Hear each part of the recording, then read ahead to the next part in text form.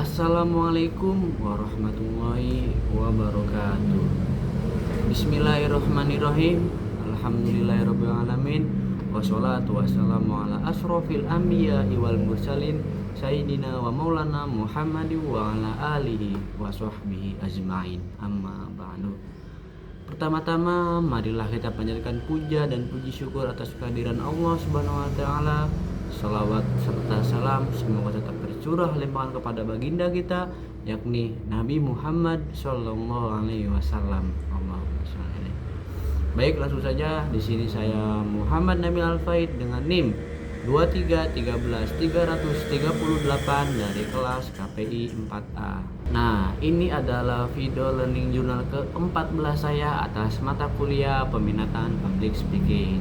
Tidak terasa video learning journal saya kali ini sudah menentuh pada akhirnya, dikarenakan video learning journal saya kali ini itu adalah video learning journal terakhir untuk mata kuliah peminatan public speaking. Nah, mungkin tanpa basa-basi kita langsung saja kepada pembahasan atau materi yang dibawakan oleh kelompok 5. Nah, seperti biasa, sebelum presentasi dimulai itu ada 3 public speaker. Nah, yang dimana public speaker itu ada 2 dari perempuan dan 1 dari laki-laki. Nah, yang 2 perempuan itu yang pertama ada saudari Nabila Fauzia. Nah, saudari Nabila Fauzia itu dia membahas perjuangan dia saat mau kuliah dari segi seperti dia mau masuk daftarnya, kemudian dia mencari-cari beasiswa gitu. Nah, setelah saudari Nabila Fauzia ini kemudian ada dari saudara Fatan. Nah, saudara Fatan ini dia kurang lebih itu membahas tentang wawasan ilmu gitu ya, tentang bagaimana ilmu itu dapat memperluas atau dapat dikembangkan itu bagaimana, dan masih banyak lagi. Nah, setelah saudara Fatan itu selesai, kemudian dilanjut oleh public speaker yang terakhir, yaitu ada dari saudari Anissa Fitria. Nah, yang dimana saudari Anissa Fitria itu dia kurang lebih membahas tentang Allah itu sebagai Tuhan yang merencanakan kebaikan gitu. Jadi ketika kita setiap melangkah mau kemana, pasti Allah itu menyuruh kita untuk kepada jalan kebaikan ataupun kebenaran gitu, kurang lebih. Nah, mungkin langsung saja nih kita kepada pembahasan materi yang dibawakan atau yang disampaikan oleh kelompok 5 atau kelompok terakhir. Nah, yang dimana kelompok 5 itu dia mengambil tema tentang dari buku ke relax, jurus ice breaking yang bikin akrab. Nah, mungkin langsung saja kepada pembahasan yang pertama, yaitu tentang pengertian ice breaking. Apa sih ice breaking itu? Nah, ice breaking adalah permainan atau kegiatan yang berfungsi untuk mengubah suasana kebekuan dalam suatu kelompok itu. Nah, ice breaking itu bisa dilakukan secara spontan maupun dengan persiapan terlebih dahulu gitu.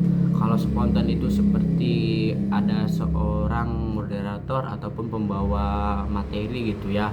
Dia melihat nih seperti suasana kelasnya itu seperti kayak diem, kayak beku gitu. Nah, itu bisa dilakukan dengan secara spontan, ataupun dia itu bisa memikirkan dulu gitu sebelum naik ke panggung. Dia itu mempersiapkan mau ice breaking yang bagaimana dan kapan ice breakingnya itu.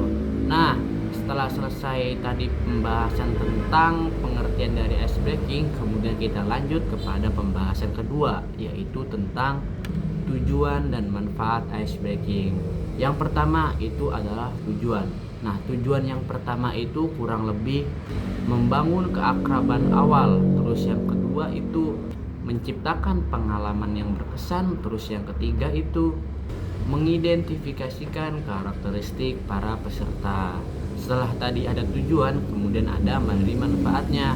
Nah, manfaat yang pertama itu ada mengurai hambatan sosial dan memecah kekakuan. Terus manfaat yang kedua itu ada meningkatkan komunikasi dan kemampuan mendengar.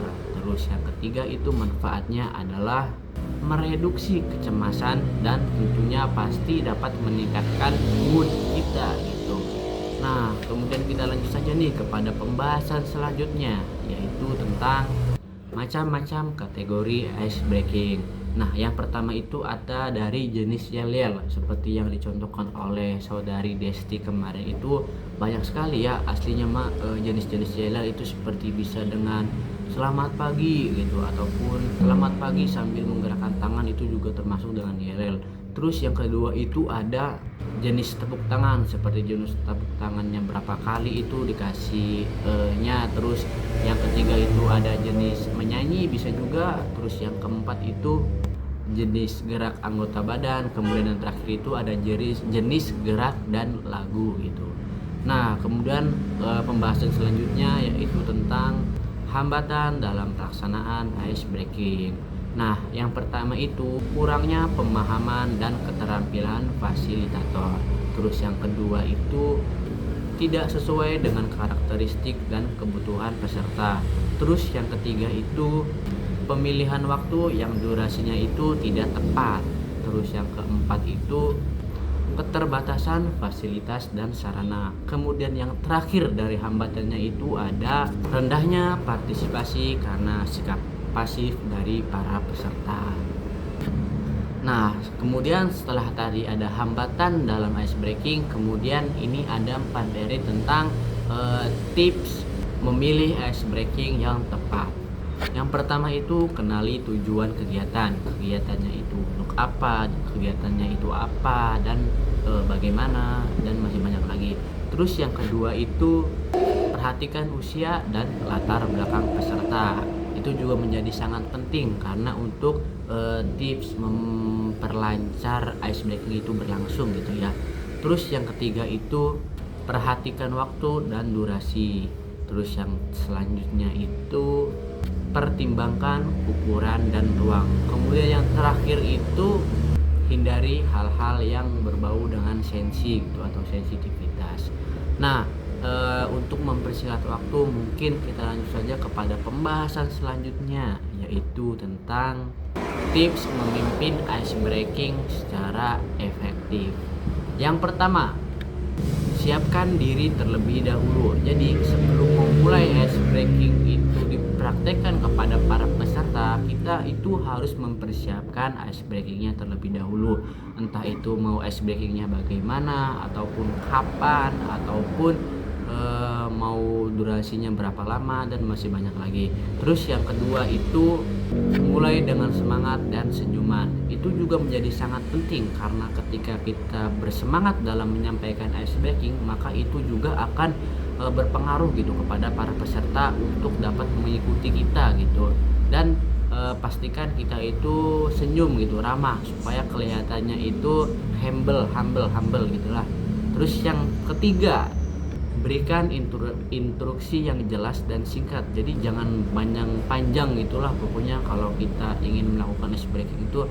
Terus yang keempat itu ada libatkan semua peserta, entah itu dari barisan yang depan sampai belakang itu harus ngikut semua gitulah pokoknya. Terus selanjutnya itu jaga suasana aman dan nyaman. Harus aman dan nyaman supaya dapat berjalan dengan lancar juga itu ice breakingnya. Kemudian selanjutnya itu kontrol waktu. Kemudian yang terakhir itu adalah tutup dengan refleksi. Itu opsional masuknya ya. Nah, mungkin cukup sekian materi yang saya sampaikan di video learning journal kali ini. Mohon maaf apabila ada kesalahan atau kekurangan dalam penyampaian video learning journal saya kali ini. Dan ini adalah video learning journal terakhir saya atau ke-14 saya atas mata kuliah public speaking. Semoga bermanfaat untuk kita semua. Saya Muhammad Nabil Alfaid. Sekian, maafkan saya. Wassalamualaikum warahmatullahi wabarakatuh.